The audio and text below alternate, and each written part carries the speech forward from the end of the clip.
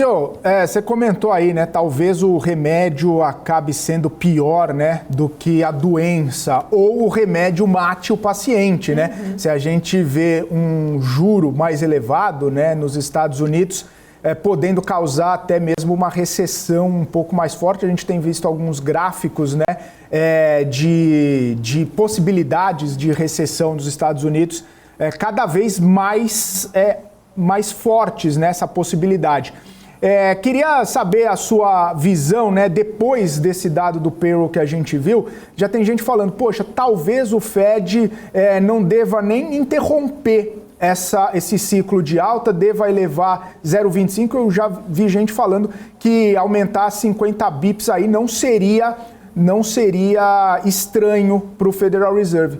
Aí a questão com 4 bancos já quebrados, né, por conta dessa marcação a mercado, por conta dessa alta forte de juros aí, se a gente pensar que existem cerca de 400 bancos pequenos e médios nos Estados Unidos, 4 quebrados deu toda esse abalo na estrutura do sistema financeiro, isso pode causar uma recessão mais rápida e mais forte do que o esperado. E aí, quais seriam as consequências, tanto para o mercado quanto para os emergentes como a gente, né?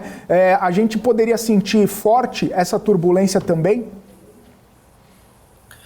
Nós estamos falando da principal economia junto com a China do mundo. Com certeza todos os emergentes vão ali vão junto para baixo, né? Vamos lá. Um problema na economia americana, a estimativa de consumo é muito menor. Então, hoje, se eu olho a nossa bolsa, ela é muito lastreada principalmente em papéis ligados a commodity, petróleo, minério de ferro, e isso vai tudo para baixo junto com China, né? China é um caso à parte também, que eu acho que a gente tem que discutir bastante, que a China ainda é uma grande incógnita para todo mundo, principalmente para a economia global. Se o mercado americano vier em bancarrota, porque o que acontece? Vai gerar um risco sistêmico. Gerando esse risco sistêmico, um banco, você tira a confiança dos bancos pequenos, você vai ter uma centralização desses recursos em bancos maiores. E isso, gerando esse risco sistêmico, o banco maior vai remunerar menos, você vai continuar tendo esse sistema financeiro em risco, gerando muito mais aversão ao mercado americano, que hoje, você vendo a mesma expectativa vindo payroll acima, você podendo estimar que talvez ele continue o nível de juros, nós estamos vendo o DXY subindo muito pouco, e as bolsas continuando subindo. Então, tem hora que o efeito juros já não faz mais efeito.